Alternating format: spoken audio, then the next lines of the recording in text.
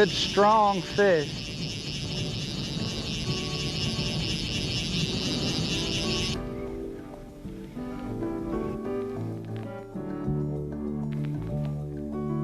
And loosen that drag 1 notch. He's not quite as tired as I thought he was.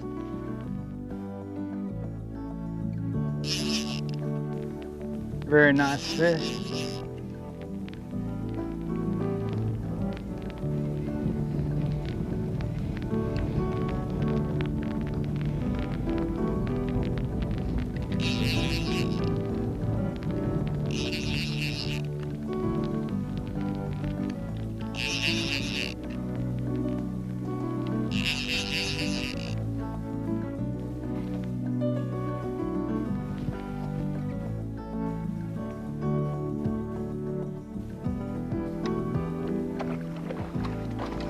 What you don't want to do is you don't want to pressure them too much right up here close to the boat, because that's where most fish are lost.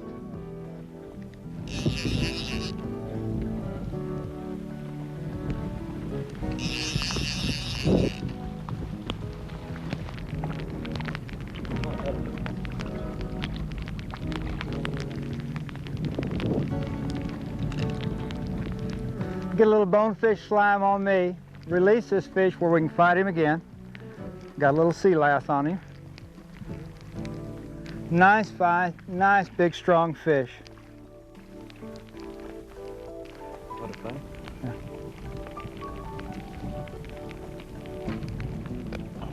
Caught him on a baited breath.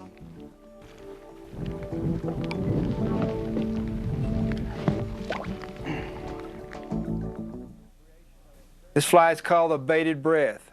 It's a creation of a very talented fly tyer and fly fisherman named Robert McCurdy from Austin, Texas. We'll tie this fly on a 34007 stainless steel hook, or if you want to use a plated hook, a 3407, or the Tiemco 800S. We'll use some dark brown marabou. We'll use some tan marabou. We'll use Cree hackle, bead chain eye painted black, variegated chenille. On this color, we'll use a brown and yellow variegated chenille. Thread, 3/0 red monocord. Put a jam knot right behind the eye of the hook. Clip off the tag end. We're going to come back way down the bend of the hook, almost halfway. And you'll see why in just a minute. We'll come back up to the point on the hook shank opposite the barb of the hook. We'll tie in about 5-6 strands of dark brown marabou, and we'll just break off the tips and tie them all the way back down to the tie-in area. And you'll see why this is so important just a little later. Come back up to our previous tie-in area. Okay, the next material we're going to tie on is a pretty good sized tuft of tan marabou. And we'll just strip it off, fold it down, and we'll just make a little cylinder of marabou with this. Okay, we'll clip off the butt part of it. Okay, now we're going to tie this little tuft of marabou, the little tan marabou, on exactly the same place as we did the dark brown marabou, and tie it all the way down, almost halfway around the bend. Just kind of let it surround the dark brown. Okay, we're going to tie on a pair of bead chain eyes that are painted black, and we'll tie them on again. This is very important that these are tied right over the barb of the hook. And we'll just X these on with thread.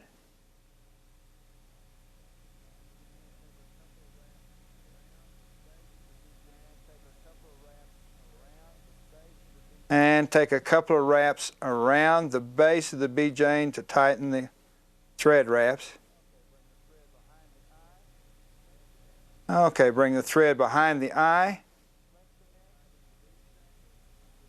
and flex cement this area where we tied in the bead chain, and put a little flex cement back on our other wraps and just run it down the hook shank. Okay, let's tie in a Cree hackle, and it can be anywhere from 1.5 to 2 times the gape of the hook. It's really not that important. And I'll cut the barbules off of here instead of stripping them off, where it'll hold a little bit better when I hackle. And tie it in just like you would tying in a regular dry fly hackle. And come forward, just trying to keep the thread out of your way. You might just wrap it forward, that's what I do, and then we'll unwrap it when we tie it off.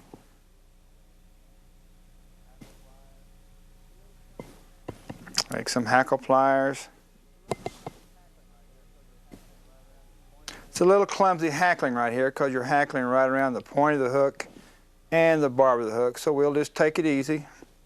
No sense getting in a hurry.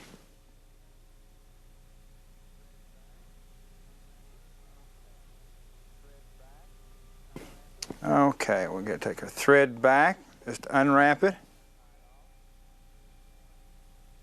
and tie it off.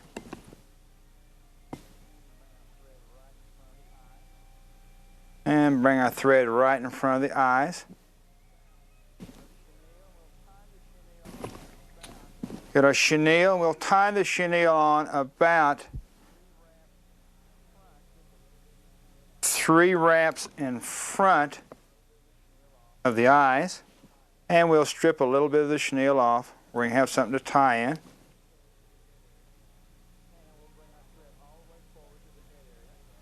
And then we'll bring our thread all the way forward to the head area. Put a little drop of flex cement to hold that. And we're going to wrap backwards to the eye 3 wraps. 1, 2, and 3. Now we're going to go between the eyes, around in back of the eye, 1 complete revolution, to the front between the eyes, 1 wrap in front, cross over, again 1 wrap in back,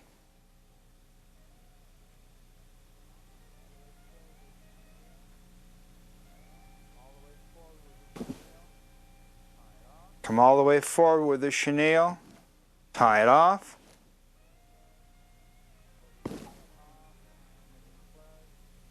pull the chenille off, snip it close, and tie off the area, making a red thread head. Whip finish.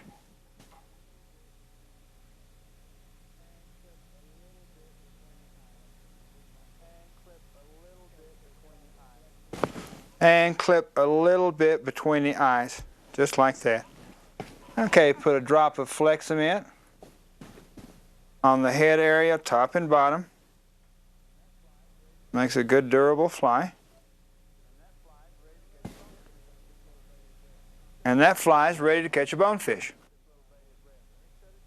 Something really important about this little baited breath. Let me set it down on the table and explain to you how this little fly works. You'll notice that hackle supports this when it's on the bottom. That's what the hackle for. That's why we use a dry fly hackle. And notice also this little dark marabou, when you have wave action or you got incoming, outgoing tide, it'll just sit and move right in that water. And it's really a tease for a bonefish. All in all, this is an absolutely wonderful bonefish fly.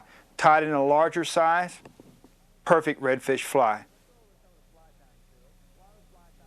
Okay, let's go over some of the fly tying tools. A lot of the fly tying tools are just regular fly tying tools, and a lot of them are different just for saltwater.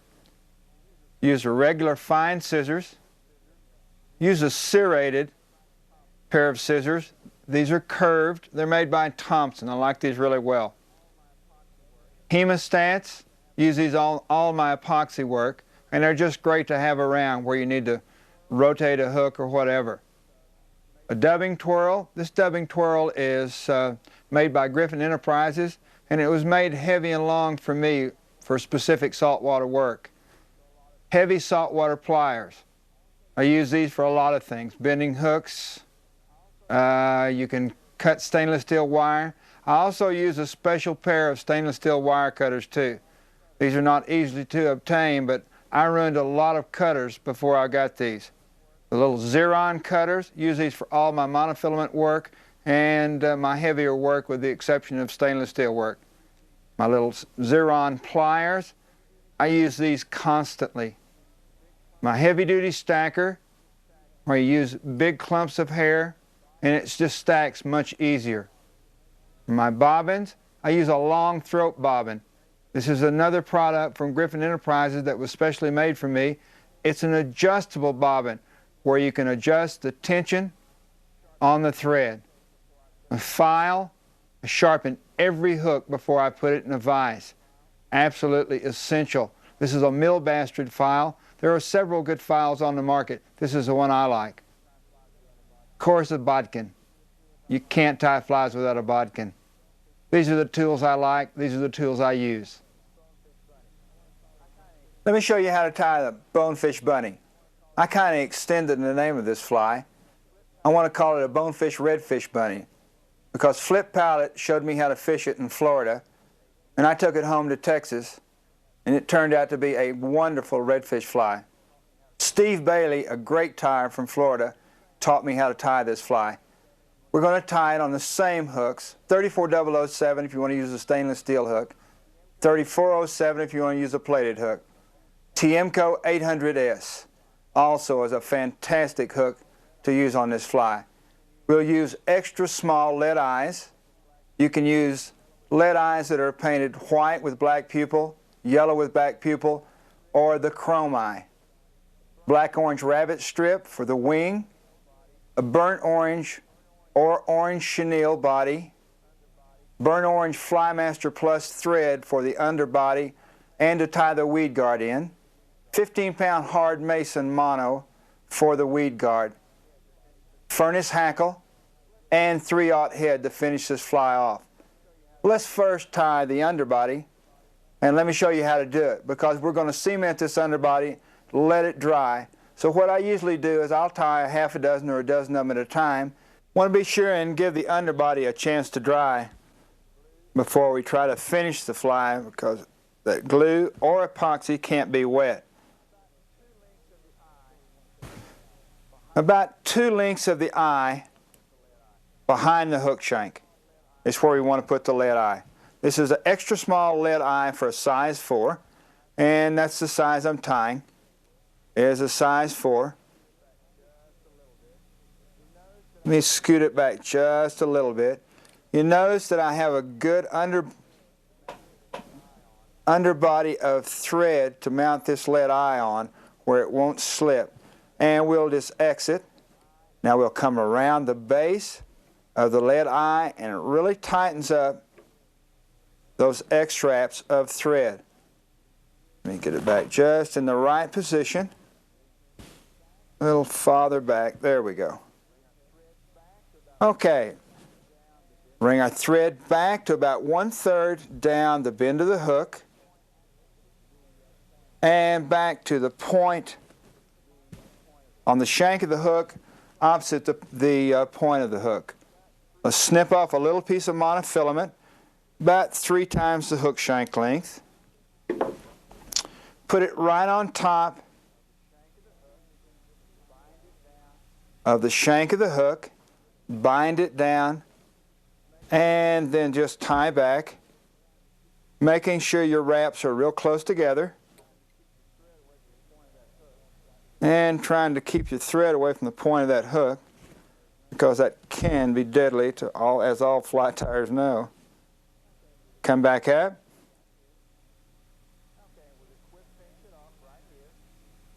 Okay, we'll just whip finish it off right here. And we'll cement this whole area. I use flex cement to cement this area. When Steve ties it, he epoxies this whole area, which absolutely makes an indestructible fly. I find that I can tie these so much faster just using flex cement that it's much easier and much faster for me to tie, so I like to do it this way. You can do it either way. Let me change this. I've got one already tied, and it's dry. Let's put it in the vise. First thing we'll do, we'll attach our thread 3/0 right behind the eye. Okay, now we'll just take a little piece of our Flymaster Plus that we used before. We'll tie that in. We're going to tie in our rabbit with this. Way back at the bend.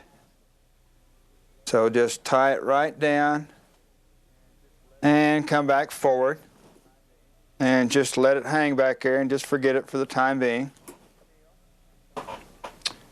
Take a piece of chenille.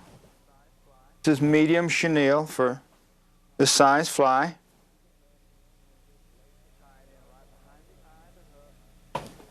Tie it in right behind the eye of the hook and just lace it down right up on top of the hook shank to that same tie-in area.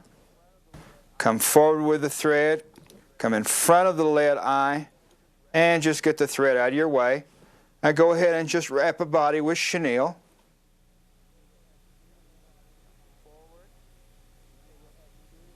Come forward. Okay, we'll X through the lead eye on top, around underneath the opposite direction on the bottom, around behind the lead eye, up underneath the bottom, around the hook shank, X over the top in the opposite direction, put a little taper right behind, usually about 2 wraps will do it, and come forward. Tie off our chenille. Okay, and clip it off close. Take a couple of wraps just to secure it. Okay, and I'm going to take it out of the vise right now to apply the rabbit strip wing. And we'll cut off a strip about 2.5 times the hook shank length. Just kind of measure it and see where we want the hole. Now we'll want to punch that hole right at the back of the body. We want to be sure and leave us enough room up front where we can tie off the rabbit. So we'll measure, we got it marked right there. Take our bodkin, hold the rabbit, strip taunt, and punch a hole right in the middle. Right in the middle of the rabbit strip. Okay, now just leave that bodkin in there right now, because if we pull it out, that hole will close up real fast. Take our little bug out of the vise. First thing we want to do is we'll run the point of the monofilament through the hole and then the point of the hook. Sometimes this is easy and sometimes it's not. Let's see how it goes. First, the point of the monofilament, run it right through the hole. Slide it down to the point of the hook. And now we'll put the point of the hook through the same hole.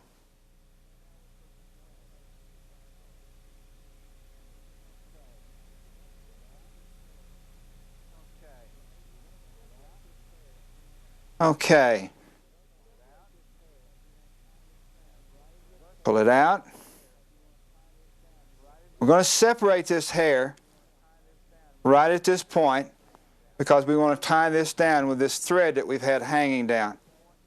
So we want to separate it, and I just moisten it right now, right at this area where we get a nice separation right in there, and get that rabbit hair out of the way.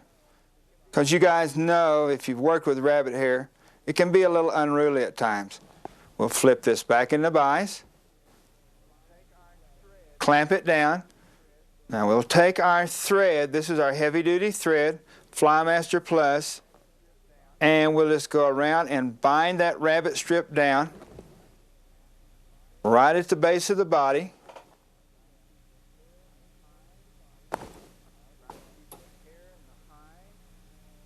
Trying to keep the hair and the hide out of the way.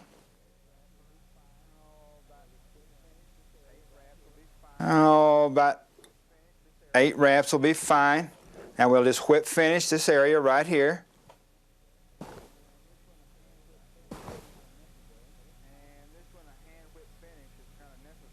And this one, a hand whip finish is kind of necessary. Pull it tight.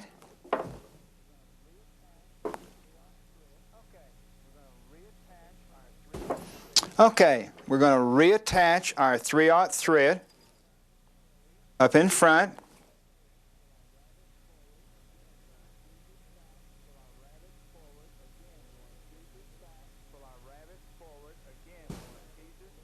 Pull our rabbit forward. Again, we want to tease this back. Put it forward a little bit, put a little tension on it.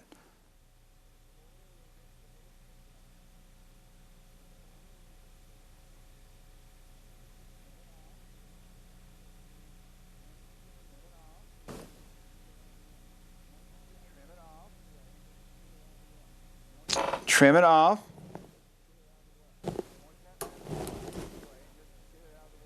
Moisten that rabbit hair if it gets in your way, and just get it out of the way. Okay. Bring your thread back close to the eye of the hook. Okay, let's tie a coachman feather right on front, right in front of the lead eye.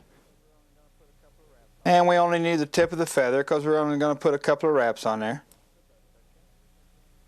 Trim the fibers off the butt section.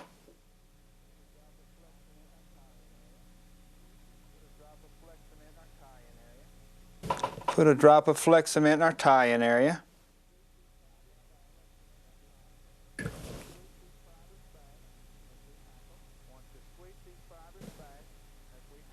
Want to sweep these fibers back as we hackle.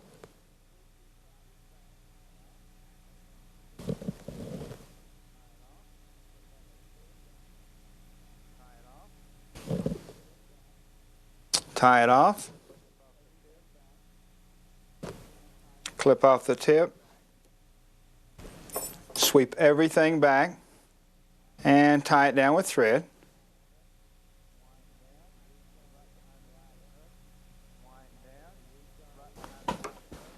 Wind down right behind the eye of the hook. Take the weed guard. Put the monofilament through the eye of the hook. Let's measure it first. Want it about 3/16 in front of the hook. Take our little flat pliers, mash some monofilament down.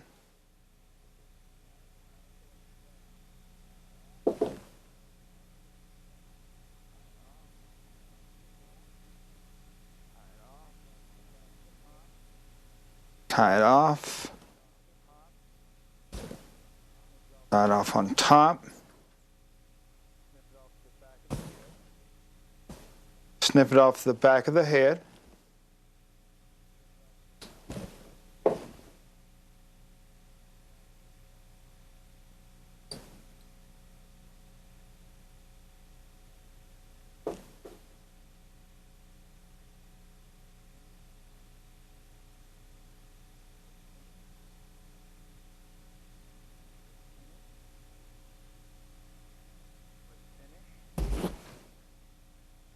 Whip finish.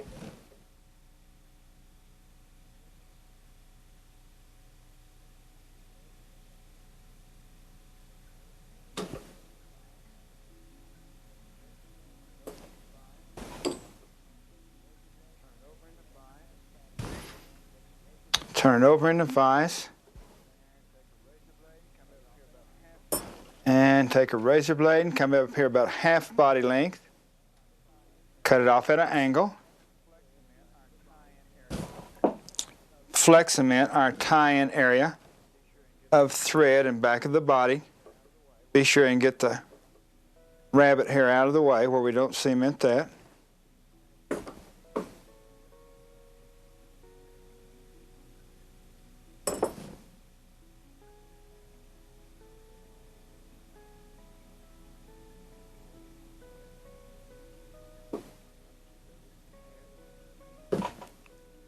Cement the head again, trying to keep everything out of the way.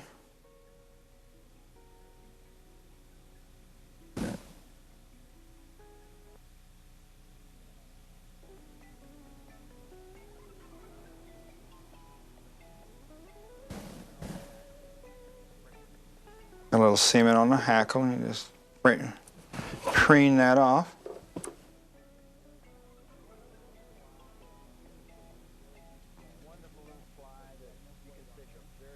Wonderful little fly that you can fish a very deep flat with, because you've got enough weight on there. It'll get down deep quickly.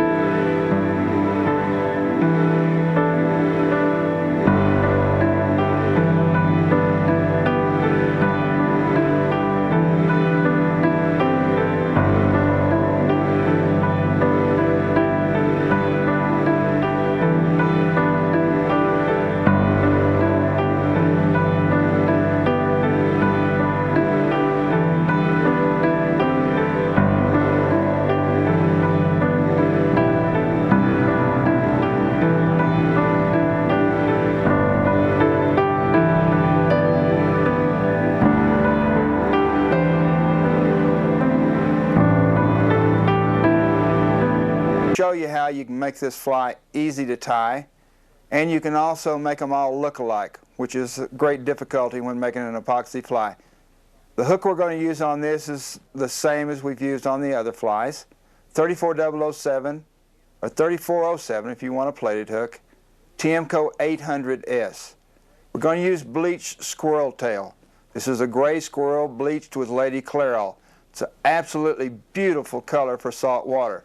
We're going to use crystal flash, just a transparent crystal flash, tan-dyed grizzly. For the weed guard, we're going to use a 12-pound hard mason mono. For the eyes, a 60-pound hard mason mono. And for the underbody, or for the skeleton, we're going to use a 4-pound monofilament. Any kind of limp monofilament will do quite well. DevCon 5-minute epoxy. I really like DevCon better than most epoxies for this specific epoxy fly. We're going to use tan 3/0 thread. So let's get busy and let me show you how to make this fly. Do a jam knot right behind the eye and proceed past the bend of the hook. Now we're going to tie this tail on where it sticks up just a little bit, because we want this fly to flip upside down where the point of the hook rides up. And you can accomplish this by tying the squirrel tail where it points up a little bit. This fly is going to go through the water with the path of least resistance. So if you put this tail straight out, the point of the hook can sink down. But if you put the tail pointed up toward the point of the hook, then it's going to flip this fly over plus the weight of the epoxy, and it'll always right itself. We're going to even up the points, put it in a stacker.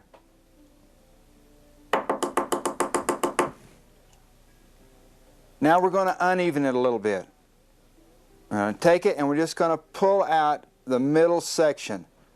Again, I don't like flies that look like toothbrushes. About 1 1/4 of the full hook shank length, and we'll just clip it off.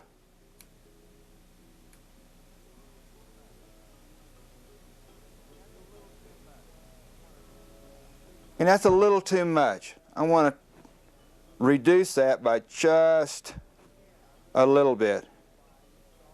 Again, I really like these flies in salt water to be slight. Very few fat things in salt water.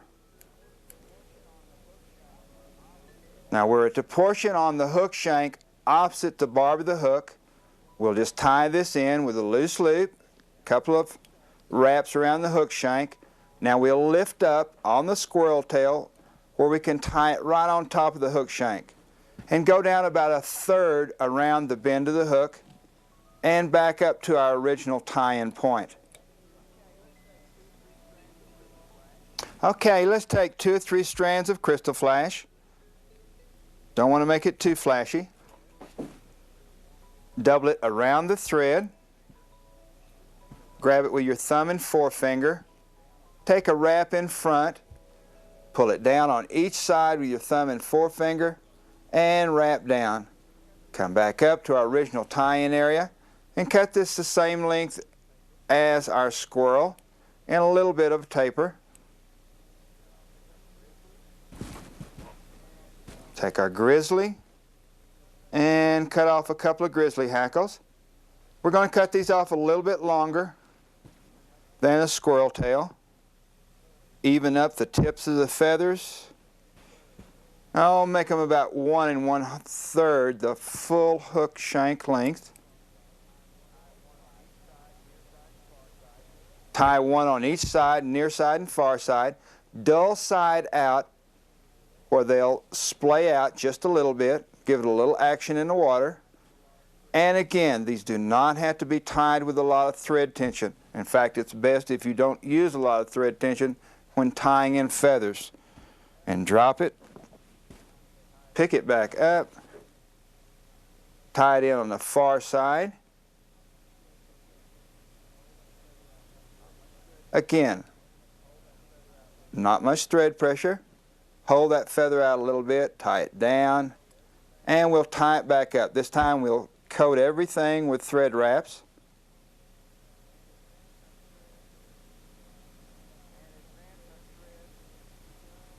And advance our thread to just about the 1/3, 2/3 point on the hook shank. Now what we're going to do is I'm going to turn this, I'm going to rotate my vise, and I'm going to tie a weed guard on. For the weed guard, we're going to use hard mason, 12-pound, 6, 8, or 12-pound are very good weed guards for these flies. And it's according to what you're fishing in, is how strong you want that weed guard. We'll just make a little loop, just like this. And we're going to let the natural curve of the monofilament help us out right here. Okay, we're going to place this right down on top of the hook shank. With several wraps, we're going to bind the monofilament down on top of the hook shank. Now we're going to pick the monofilament up in the back of the tie-in area and clip it off. By the way, these little Xeron pliers you'll see me use and cutters are one of the best things to cut monofilament that I've ever used. Pull the loop up, put thread wraps just like you were tying a royal wolf wing or anything like that. What we want to do is we want to just stand that monofilament up straight where it'll work as a weed guard. Take our cutters, pull our little loop up of monofilament, come in here about 1.5 to 2 times the hook gape, and just clip it off. Separate the monofilament a little bit, and a couple of X's with thread right between there.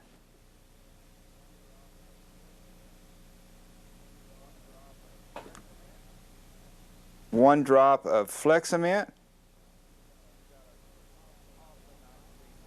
and you got an awfully nice weed guard. We'll turn this, rotate our vise back, come back right behind the weed guard, and we're going to tie in our eye. Now this little eye is the eye we're going to use. It's 60-pound hard mason monofilament. We'll burn it on each end, flatten it, and paint it with any kind of marker, black or whatever color you want to use. I'd advise using a permanent marker. Let me show you how to do this. Take 60-pound hard mason, and we'll cut it to a length. Almost 1 body length for this fly. Take any kind of little cigarette lighter, put it in the blue part of the flame, and move it in and out till you got a nice ball heated up. Now, you put it on a fingernail. I use my fingernails as tools. What you want to be careful of is you want to be sure and put it on the dead part of the fingernail and not the live part. Now, this black pupil or eye or whatever you want to call it really shows up after we get this epoxy fly made. I really think it's necessary that a lot of these flies have eyes. I really think the fish hone in on the eyes. Okay, we'll take this eye, put it on the top of the hook shank, right behind our weed guard, and just exit on. Be sure you have it in the middle.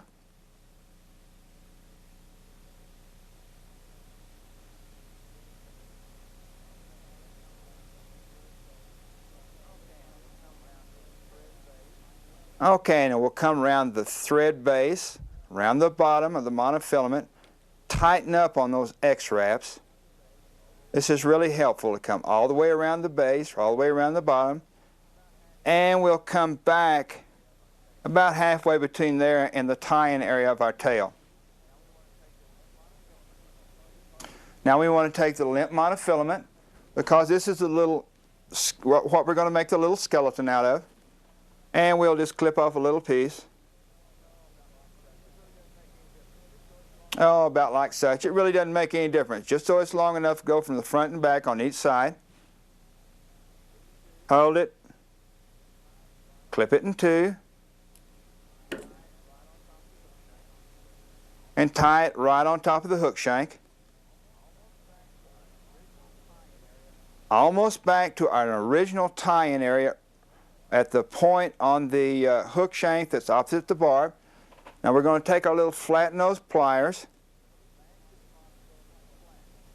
and we're going to mash this monofilament flat. Now the reason we're doing this was because when we bend this and come forward, we want to have a nice bend. If you don't mash it flat, you're going to get a big round bend. We're going to mash this flat on each side 3 places. On the back, where we're doing now, right where this monofilament hits the eye, and right at the tie-in area, right behind the eye of the hook. So just do this now. We'll hold it right there, and we'll mash it flat right around the eye. Very important. Just hold it like this and kind of measure and mash it flat right behind the eye. And we'll do the same thing on the other side.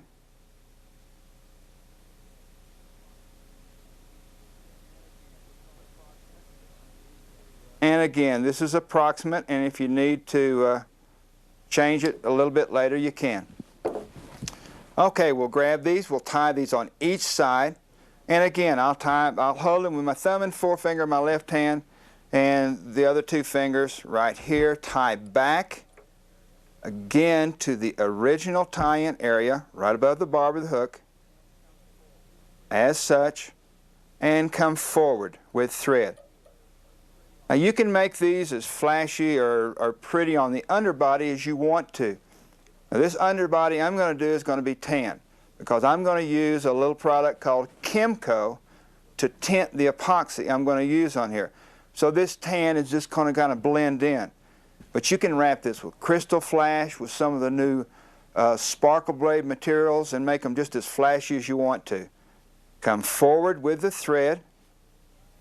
Come forward, just about a half of eye length behind the eye of the hook. Pull the monofilament forward and tie it in. Now be sure you want to tie it in on the side of the hook. Many times it slips off the eye. It's not really important. Just do it again.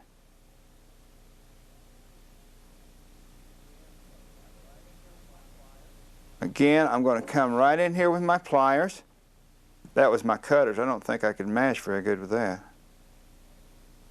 Okay.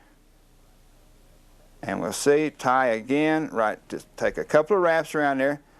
Now hold the monofilament on the eye and pull back on the butt section of the monofilament and just wiggle it, and it'll naturally go to the side of the hook. Do the same thing on the other side.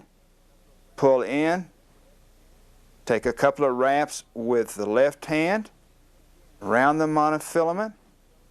Again, support the monofilament and just wiggle it and pull out. Take a couple of wraps to secure it, and we'll just snip it off with our little cutters on each side, and get as close as you can. Okay, we'll just finish wrapping the head. Whip finish.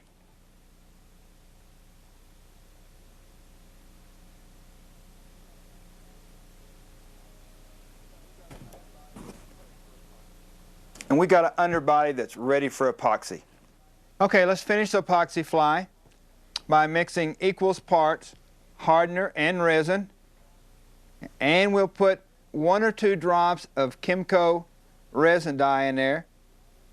Now this comes in all different colors, and you can get it at most hobby stores. And we'll just mix it up, and when you mix epoxy, really mix it up good. And you got 5 minutes to work with this, so there's no rush. In fact, if it sets up just a little bit before you use it, it's usually better. We're going to have to turn this by hand to start out with, but we have this little underbody which our epoxy will adhere to, and we'll just get a perfect body. We'll just put it on there as such all the way and just keep it moving and just turn it as we go. When we get enough on there, just rotate it, and you can see where you have to tip it down or tip it up to cover all the underbody. Okay, I'm going to put one more drop on there, just a little bit more. And we just keep it moving, tilt it down if we need a little epoxy down toward the tail. Want to get epoxy on the outside of those eyes.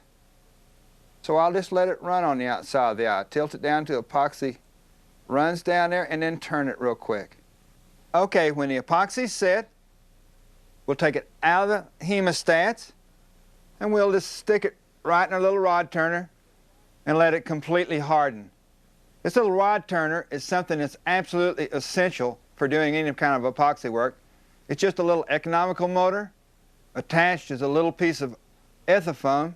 It works just great. Let me get this other epoxy fly, and we'll do the same process with it, because I want to get a lot of these epoxy flies made, because I want to catch a great big bonefish with them. We're fishing out of Archie Field's Real Colorado Lodge. We're going to be snook fishing today. I'm going to be using several patterns. The shrimp, of course, is one of them. There's a lot of langostinos in here, and this shrimp pattern looks just like a freshwater shrimp. We're fishing this shrimp on a sinking line. I'm fishing about 12 feet of water. I want to make my cast, and give the shrimp time enough to sink almost to the bottom. While I'm doing that, I'll just keep the slack out of the line where I can feel a stripe, because a lot of times the snook will take it on the way down. After it gets down where I want it, I'll start a slow strip, and then I'll vary that speed a little bit. Slow strip, pop it a couple of times. And just put a little variation in there.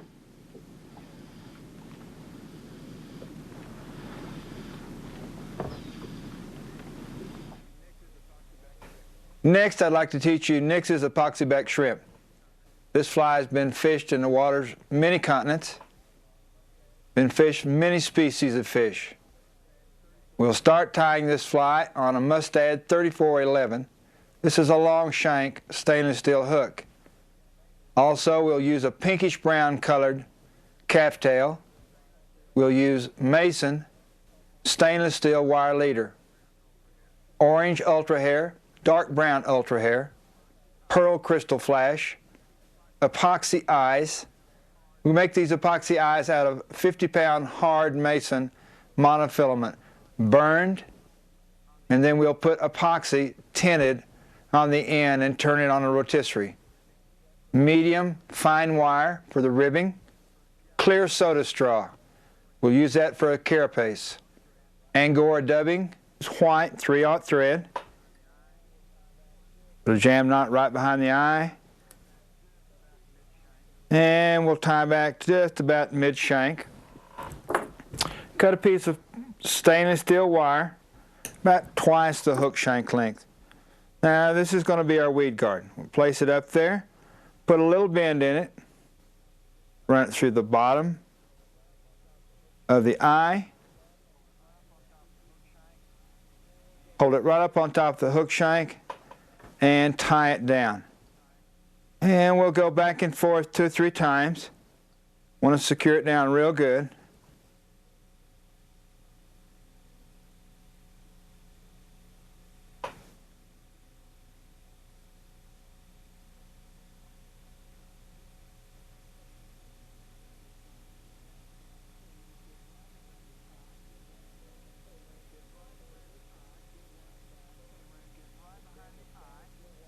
Okay, when we get right behind the eye, we'll bend the stainless steel wire back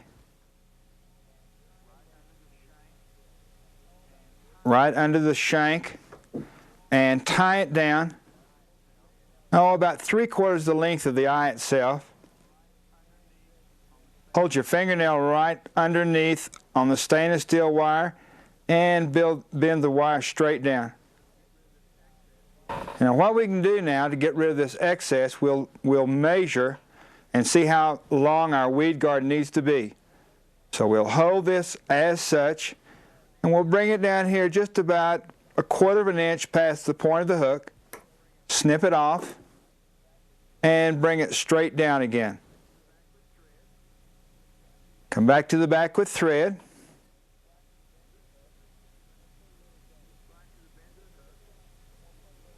Right to the bend of the hook. And we'll put a little dubbing. Now this is a white shrimp. This dubbing has mostly white and gore in it. Has a little bit of red, a little bit of brown, and a little bit of orange, just to make that accent of what a white shrimp really looks like. You can also tie this with a brown shrimp or any other shrimp that might be indigenous to your area. Put a little dubbing on there. What we're going to do first, we're just going to put a little ball, a little dubbing ball back here. And right down the bend of the hook, right at the bend. Back just a little bit further than the barb. Where when you let your bobbin down, when it hangs, it'll go right to the barb. Okay, take a calf tail and cut off a bunch, a little smaller than a lead pencil. Now this is a number 1. This shrimp can be tied from a 6, which would be a very small grass shrimp, all the way up to a 2/0 on this hook, which will be something like a white shrimp. Even up the tips just a little bit.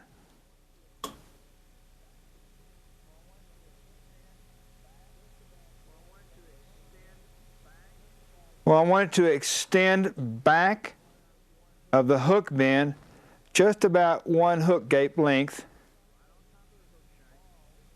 Tie it right on top of the hook shank.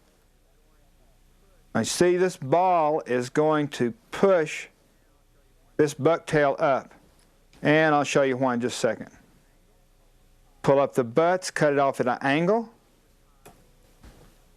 and over tie the butts. Take about 3 strands of orange ultra hair.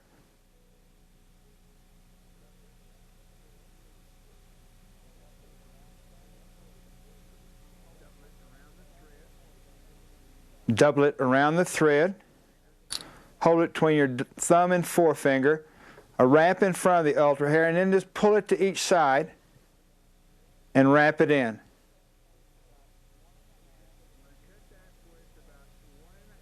Want to cut that where it's about 1.5 to 1 3/4 the hook shank length, because these are antennas. Now we want these antennas tapered, so we're going to leave one long, cut one about 2/3, and cut one about 1/3.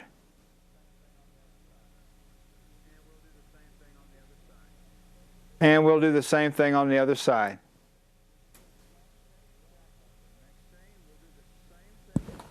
Next thing, we'll do the same thing exactly with the brown ultra hair.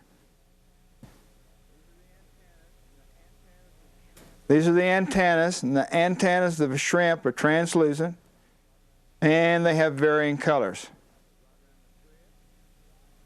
Double it right around the thread. And the same thing, we'll hold it in a V on each side. Pull everything up, cut it the same length as we did the long orange. And grab the dark brown, leave one long, cut 1 2/3, and the other one about 1/3 length. And the same thing on the near side.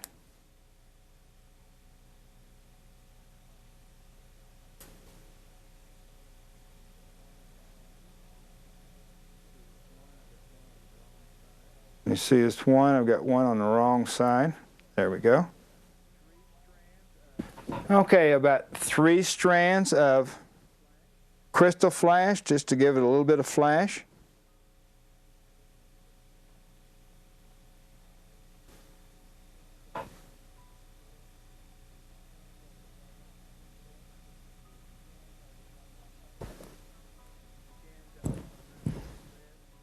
Again, double it right around that thread.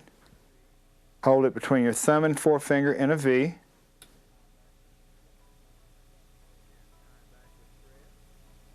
And tie back with thread.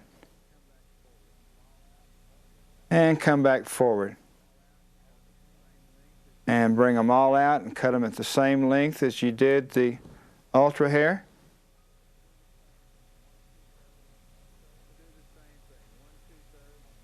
We'll do the same thing. 1 2/3, 1 1/3, and 1 total length.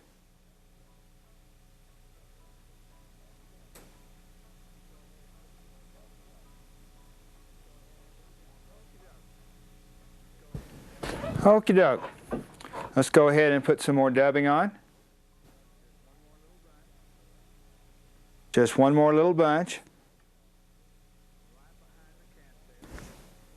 Right behind the calf tail. And form a little ball. And come back about 1/4 of an inch behind that ball. And we'll tie in our eyes. Now these eyes are made with 60-pound hard mason monofilament. Okay, we'll take 50 or 60-pound hard mason mono, cut it to length, use the blue part of the flame, and just burn a ball on the end of the monofilament. If you use the blue part of the flame and move it in and out, you'll get a nice little amber ball.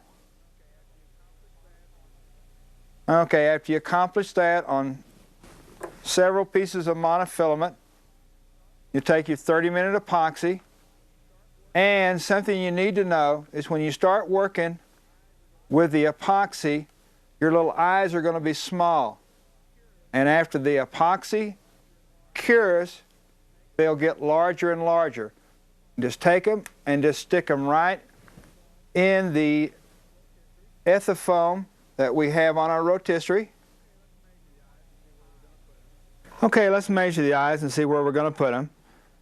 We'll want the eyes an eye length past the bend of the hook. So I'm just going to hold it right there where I want them. Hold it with my left hand.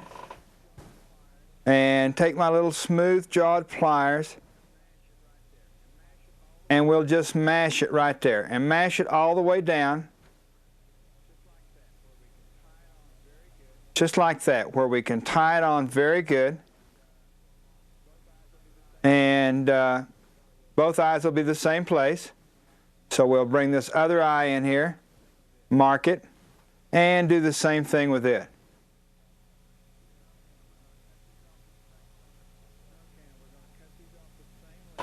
Okay, and we're going to cut these off the same length. Just match up the end of the eye.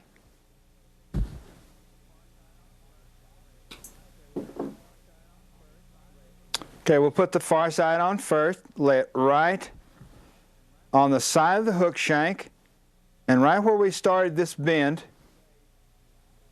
is right at the base of the little dubbing ball. And we'll just tie that down, come back, and do the same thing with the near side eye.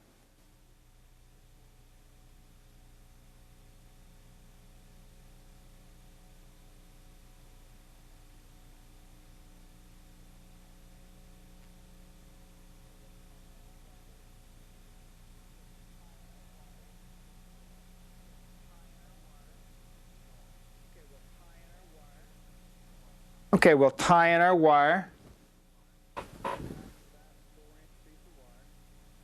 About a 4-inch piece of wire.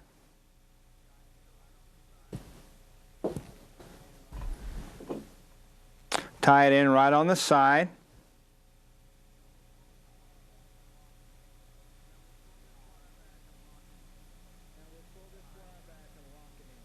Now we'll pull this wire back and lock it in. Tie over it. Okay, and we'll take flex cement and cement that whole underbody now. All of our tie-ins. And right now where we tied in the weed guard.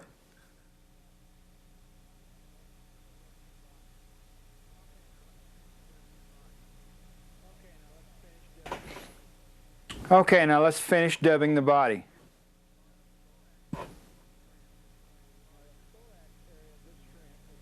Now the thorax area of this shrimp is going to be larger than the rest of it. And it'll taper down toward the tail.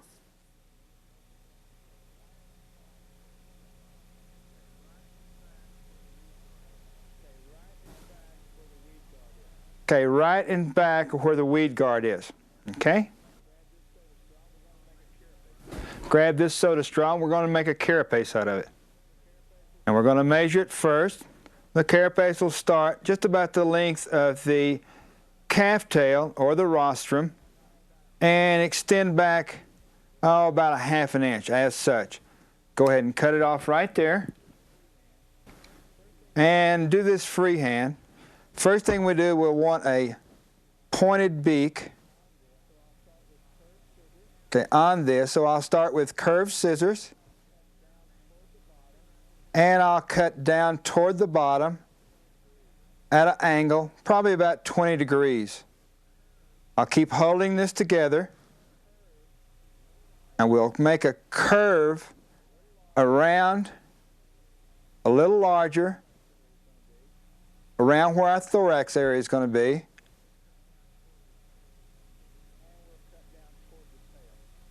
And we'll cut down toward the tail.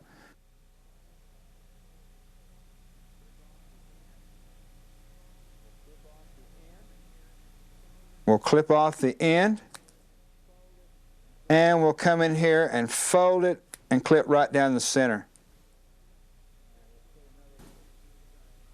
Now we'll put another little test look on there to be sure we got it right. It's not quite long enough right in here, so I'm going to go back, gosh, about maybe 1/16 more of an inch.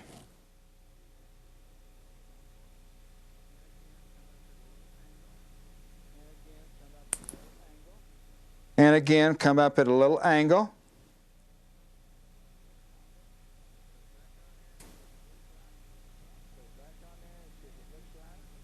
Put it back on there and see if it looks right. And this time it looks perfect. Right here at this area, we need to put this over the eye of the hook. So we're just going to kind of mark it visually, and it's almost opposite our cut right here. So we're going to fold it just like this, and we're going to make a single cut right above where our other cut was. Let me get my other scissors. Those aren't doing a very good job. Okay. Okay, now we'll just shove this little soda straw, and that slit we made right in there, right over there, and check it. Sure enough, it fits right. We'll take this and just lay it down now that we've fit it. We'll grab a bunch of crystal flash, and we're going to take about half as much as we really need because we're going to double it. And we're going to use quite a bit of crystal flash. This fly lasts a very long time when you fish it, so if it costs a little more to make, it's okay. And again, we'll double the crystal flash and put this little loop toward the back, and we'll tie it in right on top of the hook shank.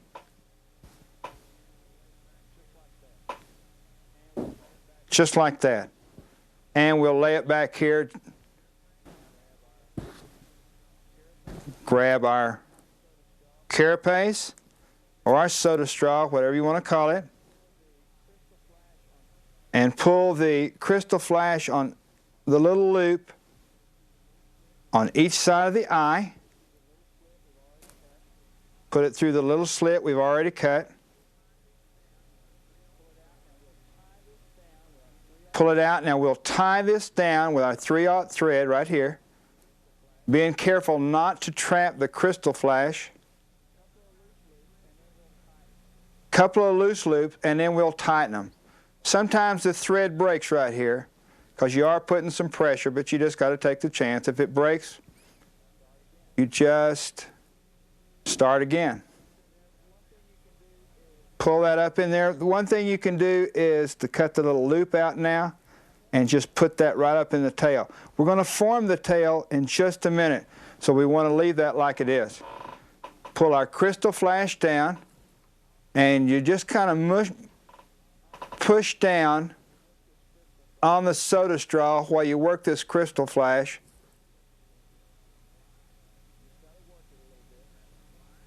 You just got to work it a little bit. Grab our wire, and we'll just rib. And again, kind of mash it flat on top and pull down with a little bit of tension.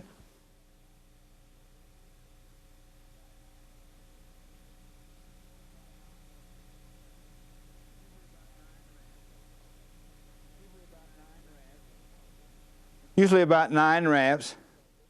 And toward the back, the wraps get a little closer.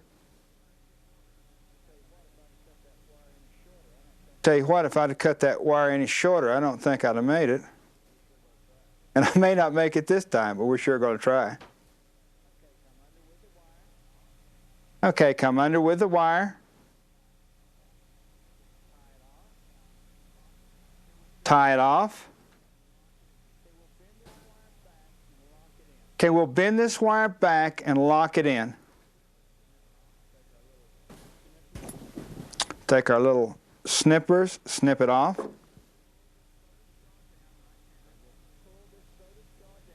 Okay, we'll pull this soda straw down right now. Go in front with our thread.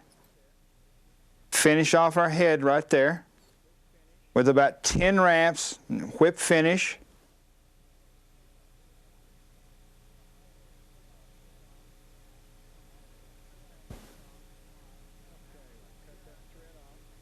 Okay, we'll cut that thread off, and we'll adjust this wire where it's pleasing to the eye. This wire does not have to be real tight, because remember one thing, this is called an epoxy back shrimp. And what we're going to do is we're going to put epoxy all the way down the carapace or the soda straw. Okay, I want to take this out of the vise right now. And I'm going to trim this crystal flash that we've got sticking out right here. I'll pull this up. I got some over on the side. If you get it over on the side like this, I'll just clip it out.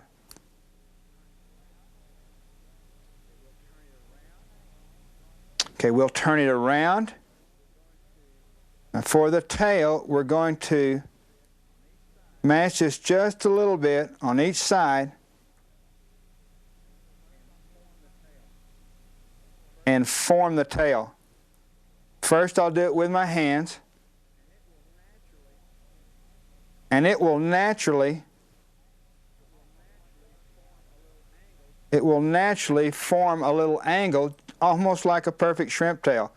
Now I'll take my little flat pliers and just mash it right like that.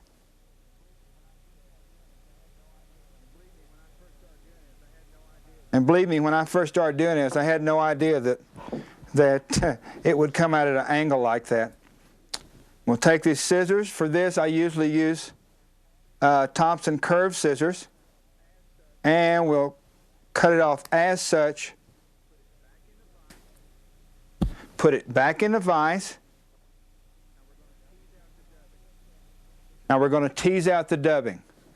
Just take a dubbing needle and tease all the way down, because this is really one of the most important things about the fly. Because if you've ever seen a shrimp in the water and notice what they're doing, they've got all those little legs and filaments, and they're just swimming and going to town. The only time shrimp swim backwards is when they're very, very frightened. Again, just pick it out.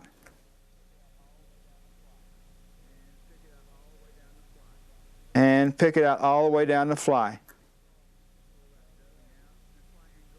Pull that dubbing out. That's why Angora is so great.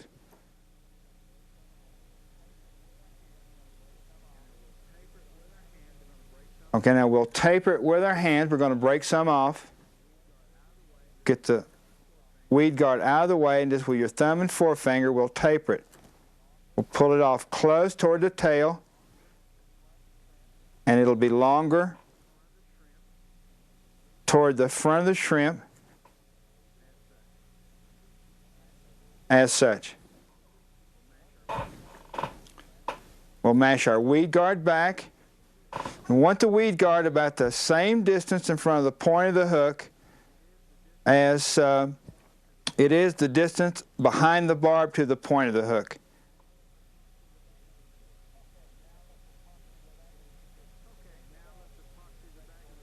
Okay, now let's epoxy the back of this shrimp, finish it off, and make it where we can fish it, because that's what we really want to do. We want to take this thing and go fishing.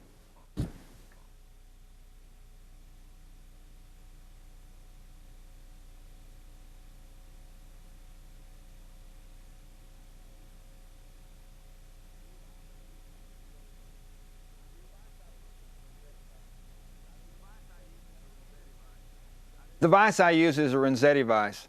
I've used a Renzetti for many years. This is a new vise. A vise is a little more substantial and will hold the big hooks that I need to tie saltwater flies with. Has a rotating feature, which I use a lot, and you'll see it in the video and see how I use it. A bobbin cradle, everything I need to help me. I can view the other side. It's just a vise that helps a fly tire. That's why I use it. I'd like to show you how to tie a root beer shrimp. This little shrimp is very productive, very easy to tie. It's another fly that I'm never on any flat without.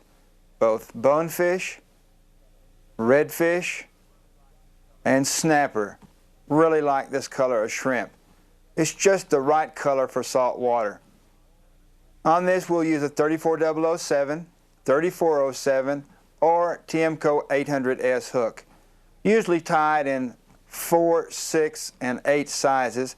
Can be tied larger, also in a size 2. The dubbing, the body we're going to use is going to be blended Angora goat. It's got a real good buggy appearance, almost as good as the seal I used to use. I'm going to use root beer dyed or burnt orange, whichever one you want to call it, badger hair, copper, flashaboo, and root beer dyed grizzly hackle. We're going to use an orange 3/0 thread. Let's get with it and tie this fly. Put a jam knot right behind the eye of the hook, and just wind our thread back to the position on the hook shank opposite the barb of the hook. Going to get a little dubbing. We really want this little fly buggy, so I'm not going to dub it on here hard because I'm going to use a dubbing loop. I'm just going to put it on here loose. As such, I'm going to throw a loop in my thread, take 3 or 4 wraps, and just come forward with my thread. This little dubbing tool is a dubbing tool that Griffin Enterprises puts out. It's one of the tools that he makes I really like. Put it in the loop, we'll pull it tight. Now just hold the thread down at the bottom and spin the tool first. Spin it 2 or 3 times and hold it, let it go, and it'll dub by itself. Again, spin it tight. Okay, now let's just tease this out. We got a little clump here I don't want, so I'll just take it off. And we'll just tease this out and just get it where I want to. Again, I want a nice little thin body on this fly. I've got a Renzetti, so let me cheat a little bit. Put my thread in a bobbin cradle, use my vise and dub as such.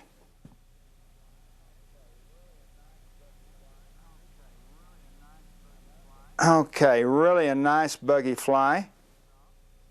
Come up, we'll tie this off.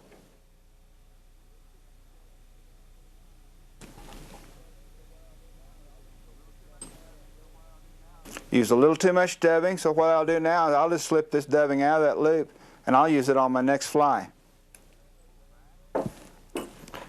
Pull back. Want to be sure and leave enough room for the head area because we got to tie a wing in there. Flip the little fly upside down and we'll tie in our badger. Now this badger hair has been dyed a burnt orange. You can do that by using any hot orange dye and just putting a few drops of blue in it. Cut it close to the skin. We want some of this under fur, but not all of it. So we'll tease out just a little bit.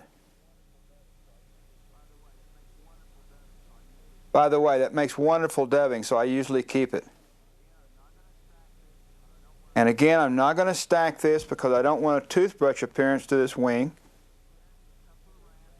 Lay it in here, a couple of wraps.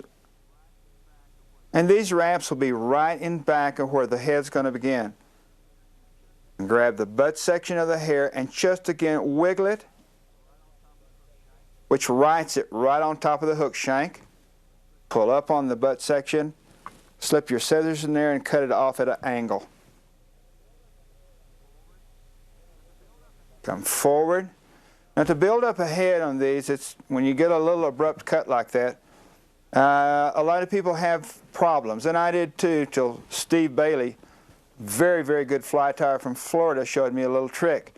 You start right behind the eye, come up to that cut, and then back down. Up to the eye, to the cut, and back down.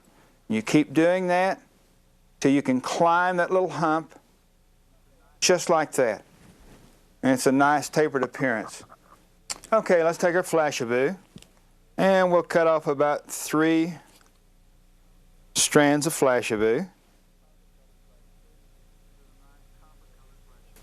This is a nice copper colored flashabou. And we'll wrap it right around the thread so it'll have strength and won't pull out. Pull it down front, wrap once in front, and then just over wrap it. Back to where the head begins and come forward. And this will be about the same length as the badger. Okay.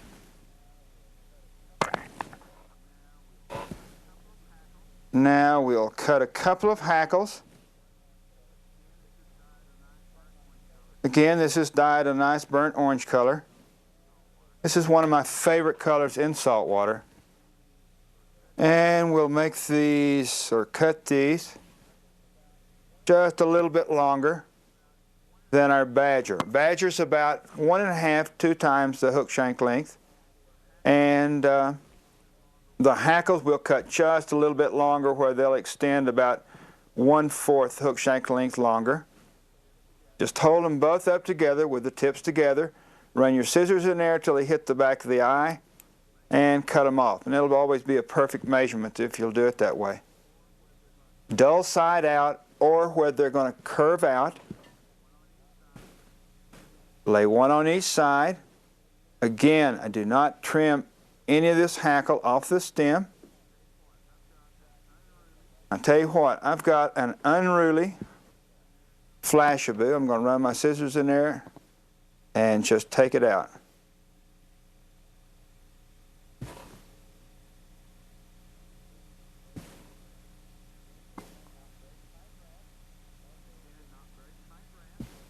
Again, not very tight wraps, no need when you tie the hackle in.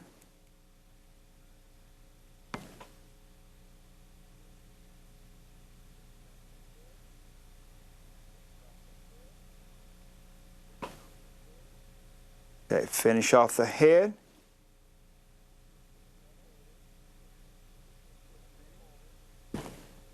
Whip finish. coming forward, so when we tighten this whip finish, it'll be pulling into the larger portion of the head, and it won't loosen the wrap. Clip it off. First we'll apply flex cement.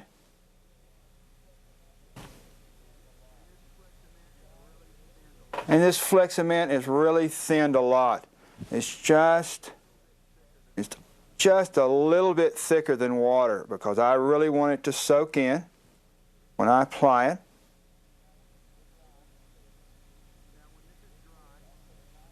Now when this is dry, this head, I'll put a nice shiny cement on there like bug glaze. Nice buggy appearance. May look a little unruly right now, but boy, when it gets in that water, it absolutely looks alive.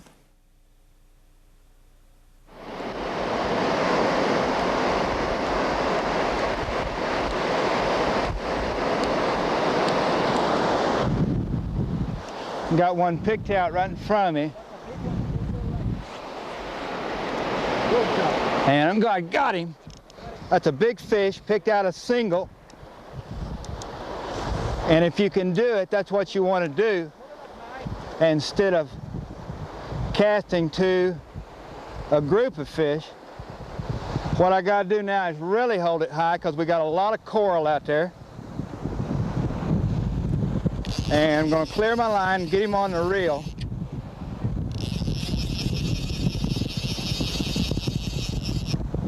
We really got to hold it high because we've got a lot of coral out here.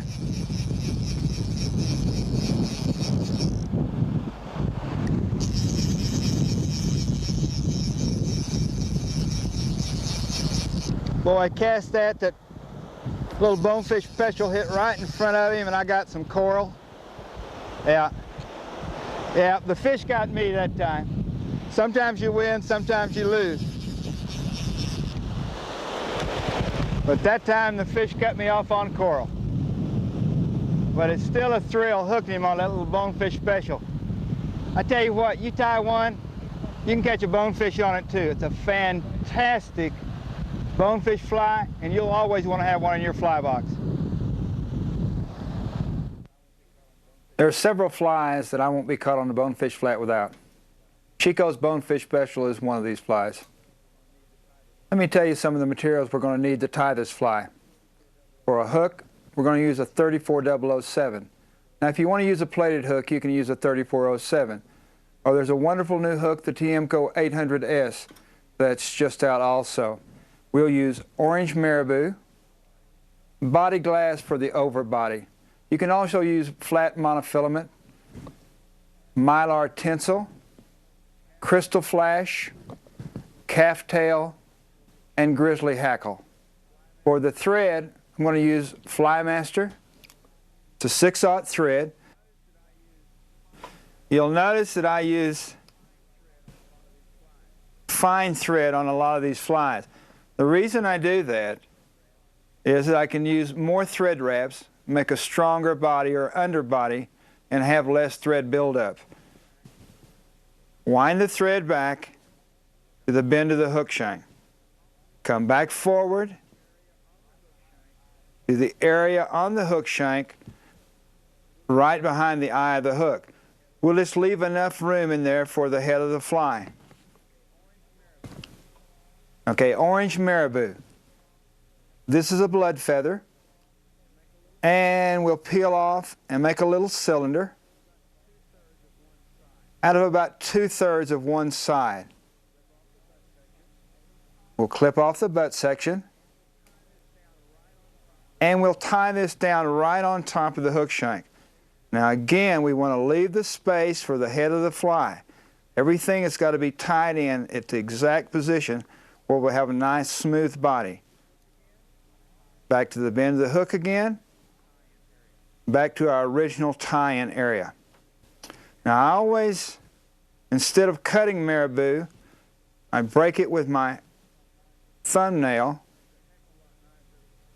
Makes a heck of a lot nicer ending on the marabou.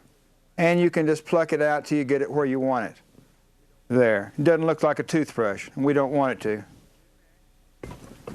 What we'll do next is we'll tie in our body glass. Now to do this, we're going to place this exactly in the same position, but we're going to tie it in on the near side. Capture it with thread, hold it right on the side, and we'll tie back to the exact same area to bend to the hook. Now we'll come back just a little bit. Now we're going to reverse the thread. We're going to reverse the thread, bring the thread back in the opposite position,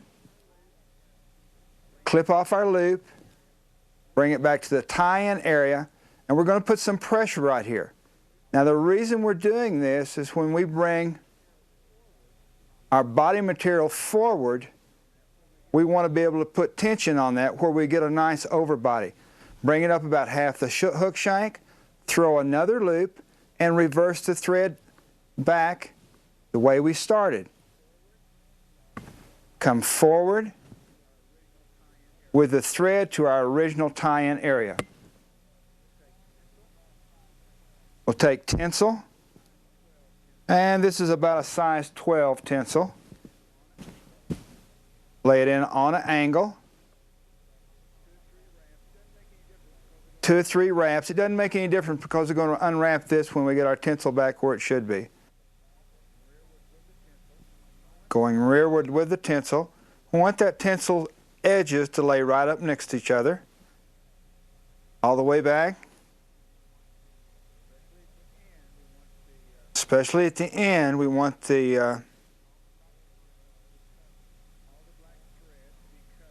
all the black thread to be covered with the gold. Back forward.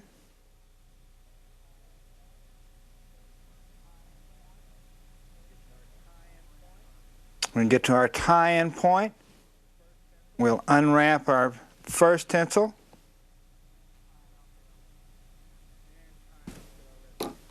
And tie it off with our left hand.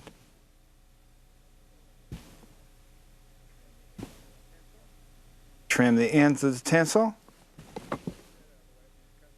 Want to get that thread out of the way when we're cutting that tinsel so we don't cut the thread.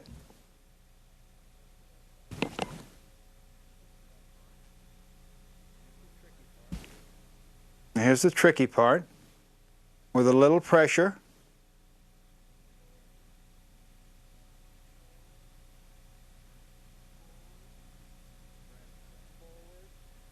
wrap forward,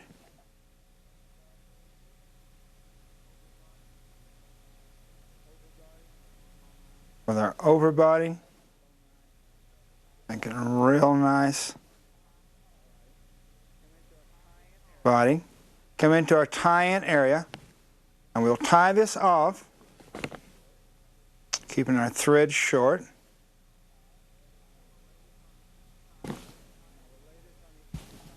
Now we'll lay this on the inside and tie it forward.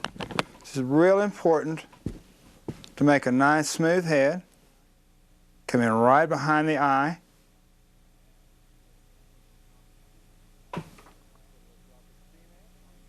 Put a little drop of cement on the thread wraps. I use Flex cement for almost all underbody. Reverse the hook and the vise, and we'll tie in the wing. First thing we want to do is we'll cut a little piece of calf tail on a size 4, about a size of a kitchen match. Now you'll notice I'm not going to stack this because again I don't want a toothbrushy appearance. I'll take this short pieces of calf tail, pull them out, and we want about 2 times, 1 3/4 to 2 times the hook shank length. Tie it in on the underneath side or the top facing you, and wiggle it. Grab the butts and just wiggle it. What that'll do, that'll right the calf tail right on top of the hook shank. lift up on the butt section and clip it off at an angle. Take 3 or 4 wraps, wrap it in, tie it in securely, and come back to the back of where the head's going to be. Okay, we'll cut about 3 or 4 strands of crystal hair.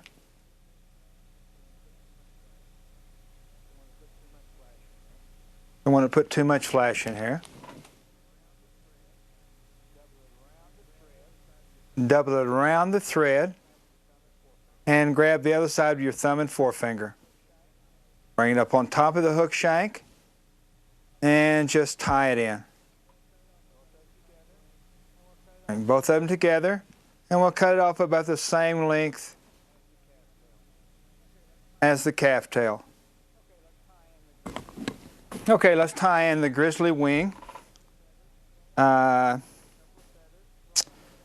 a couple of feathers. We don't want anything that's real wide.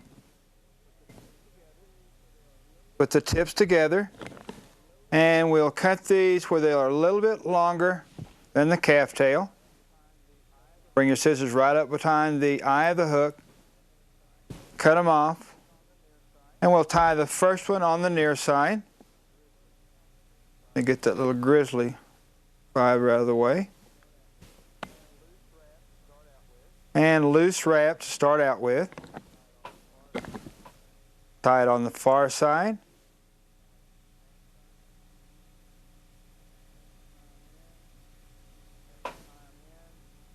Okay, tie them in. Tie a nice tapered head. Again, very little pressure toward the back of the head. Come forward when you got a nice tapered head. Whip finish. Always going forward where it'll tighten. When you pull on the tag end of the thread, snip it off. And the first coat, I always use Flex-Amend.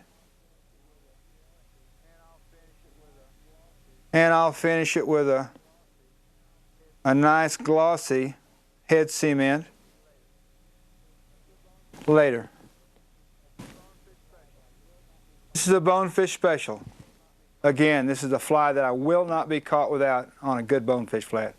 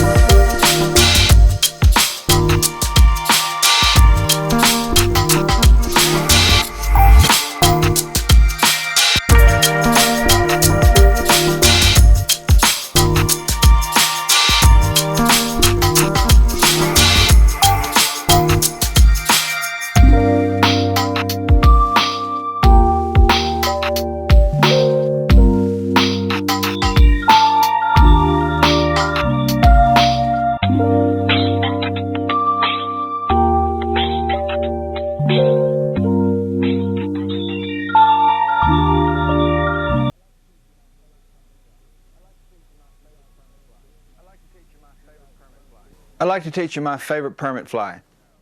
As you guys that permit fish know, it's the most rewarding and frustrating experience you would have to cast a fly to a permit. This yarn crab has really helped my success rate in permit fishing. Steve Huff, one of the best guides in the lower keys for permit, has been using this fly for several years. Let me teach you my version of tying it. For this fly, I'm going to use a Tiemco 800S saltwater hook. I'm going to use number 4 stainless steel wire for a weed guard. Tan yarn. You can either use Antron or Zelon, either one. Tan rubber bands. A game hen saddle for the tail. Red squirrel tail also for the tail. Crystal flash in a pearl color. Small medium lead eye. Tan brown flat wax nylon for the thread. Okay, let's put a jam knot right behind the eye of the hook. Cut off our tag end. Go back about mid-shank. Let's cut a length of stainless steel wire, about twice the hook shank length. Put a little bend in it, run it up through the eye of the hook, and lace it down good. Go back and forth 2 or 3 times.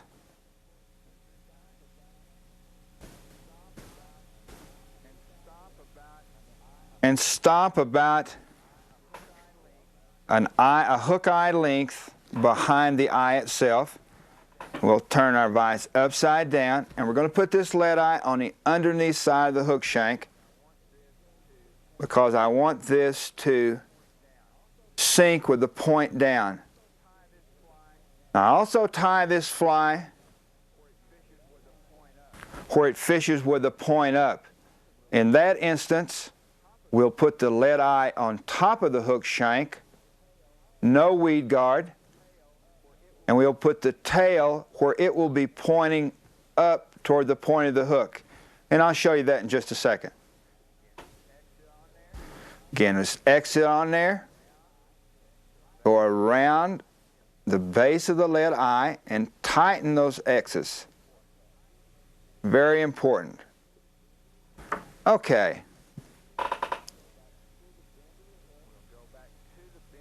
We'll go back to the bend of the hook. Now for our tail, we're going to mount this tail going straight out.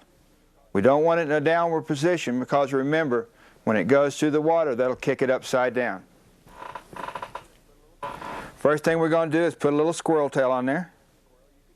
And this is red squirrel. You could use gray squirrel according to the colors of the indigenous crabs that you're fishing, trying to imitate. And this crab is one that we fish Florida blease, and the same little crab is in Venezuela at Las Rocas, and it's a little tan mottled dark brown crab. Okay, we'll put about 1 body length on there, and tie it right at the bend of the hook and come forward. Clip it off in a little taper and tie it down.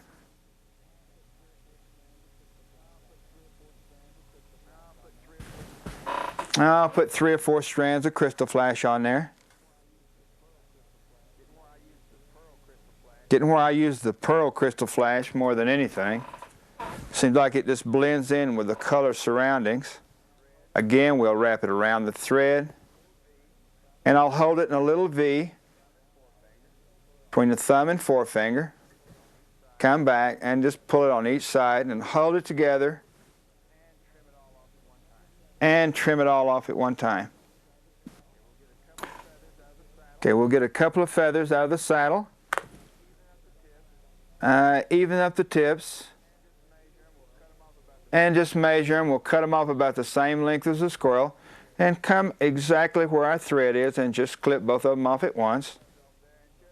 Get that fuzz off there and just strip a little bit off our area that we just cut. Not much. Want to leave most of it. Hold our near side feather up and just tie it right on the side. And we leave those barbules on there where it'll hold real well, as you can see. And we'll do the far side the exact same way.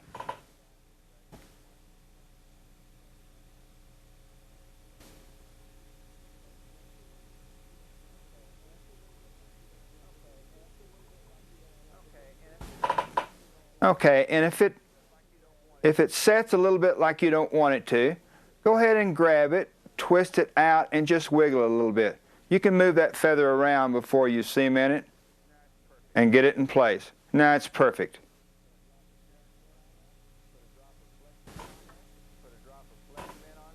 Put a drop of Flexamint on there.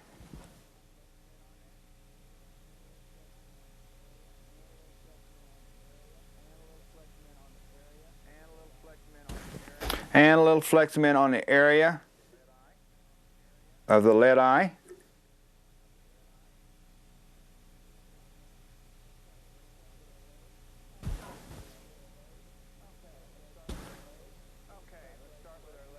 Okay, let's start with our legs. We'll do the back legs first. And we'll run our thread almost back, but not quite, because we don't want to splay these feathers, because we're going to put tension on this thread when we tie these legs on here. We'll double the rubber band right around the thread, bring it in tight, and as we bring it in tight, we pull tension on the rubber band, come around the hook shank, in front, okay?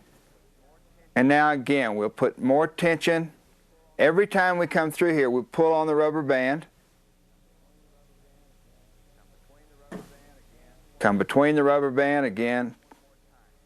And one more time. Okay. We'll put a rubber band on the other side. And we'll just clip the rubber band. Put it over the hook shank, double it. Run over here on this side. Again, tension on both the rubber band and the thread.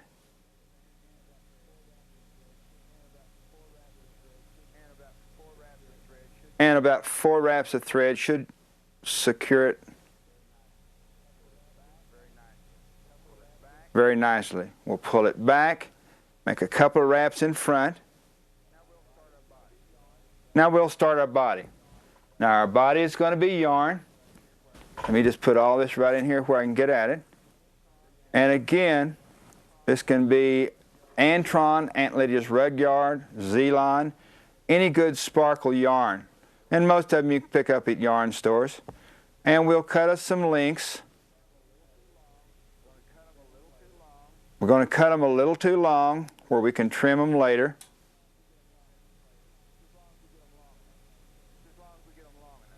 Just as long as we get them long enough.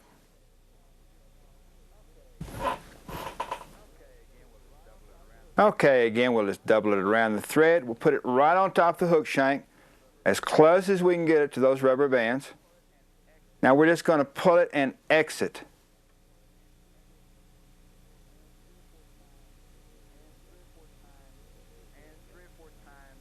And 3 or 4 times will secure it great. Come a little forward with our thread and do the same thing again.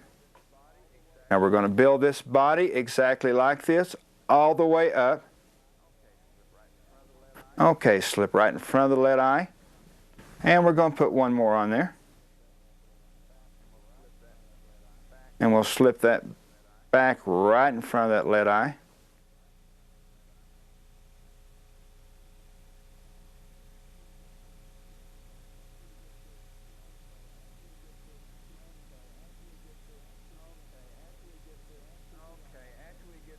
Okay, after we get this last piece of yarn on here, we'll bend our weed guard down underneath Take a couple of wraps right behind the eye to secure it. Maybe 4 or 5. Okay, then we'll put our fingernail right there where we want it to bend and bend it out. As such. Take a few more wraps right there. Now let's put our other rubber band legs on. Exactly the same way. Just double them around the thread. Pull them close, pull that rubber band tension and thread tension at the same time. Very important. Now just bring the thread through the rubber band, and every time you do that, pull the thread tight and the rubber band in the opposite direction. Again. Okay? Let's take another rubber band and put it on the far side. Exact same way.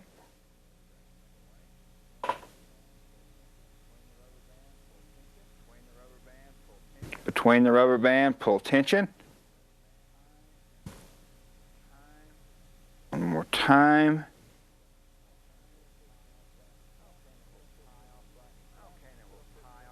Okay, now we'll tie off right in front. Just put a whip finish right in front of the rubber band.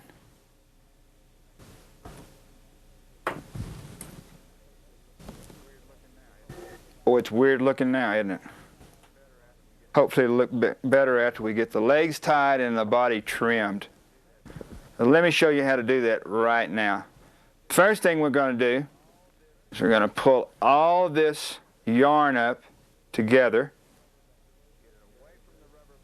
Get it away from the rubber band. That's the very, very first thing, is to get it away from those rubber bands. Now we're going to cut it in a little curve.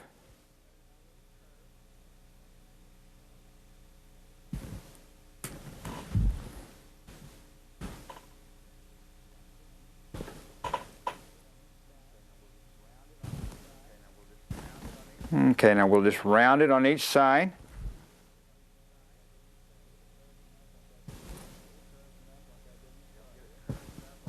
You don't get it curved enough like I did in the start with.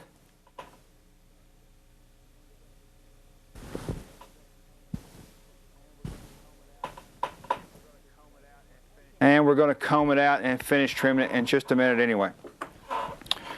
Okay. Let me teach you how to tie these rubber band legs. Take a pair of hemostats. We're just going to put an overhand knot in here, but there's just a little trick to it. Put the hemostats over the rubber band, go around with the hemostats, and form the little knot. Now we want this knot to be a little longer than the length of the body itself. Grab it with a pair of hemostats and pull it snug, but not too tight. Again, underneath the rubber band, around with the hemostats, grab the tag end, pull it through, just a little overhand knot, and slide it down the little knot where you want it, a little closer in. I like these where this little leg is sticking up when you tighten this, and I'll show you why in just a minute. It's very important. Okay, now that we've got all these knots tied, let's turn it upside down, and we'll cut these off at a little angle. Now this is the short part of the leg, and so we'll extend that out about 3/16 of an inch. Thought that was hemostat for a minute. Okay, and we'll do the exact same thing on this side and cut them all the same length. These live rubber bands are very, very important.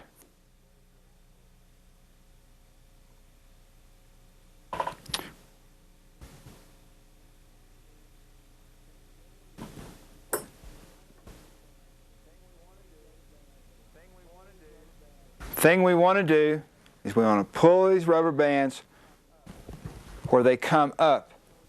Because remember what I told you about a fly goes through the water with a path of least resistance. If you have these rubber bands pointed down, a lot of times it'll flip this fly upside down. Or if it lands upside down, it won't turn it over the right way. So we always want these rubber bands pointed up in the opposite direction that we want this fly to sink. Okay, now we take any kind of little brush and just brush that antron out.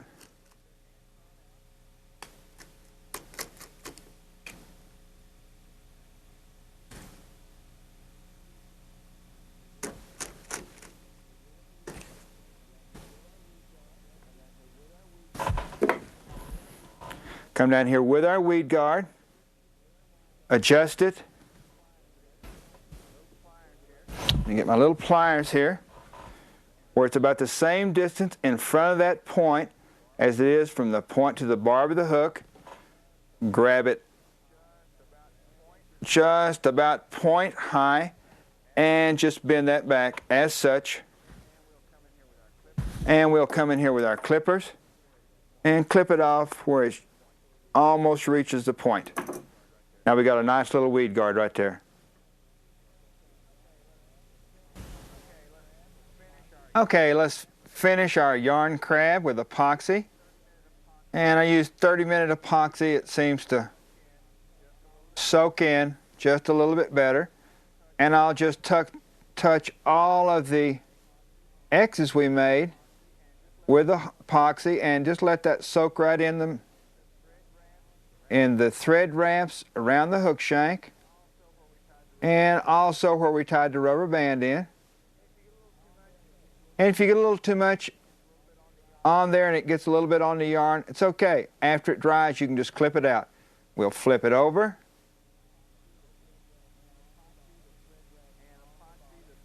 And epoxy the thread wraps on the bottom.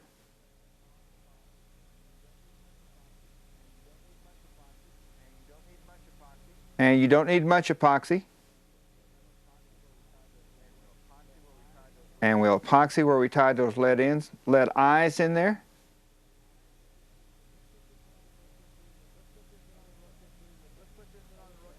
Let's put this one on the rotisserie with the other crabs. Boy, I can't wait till we can use these.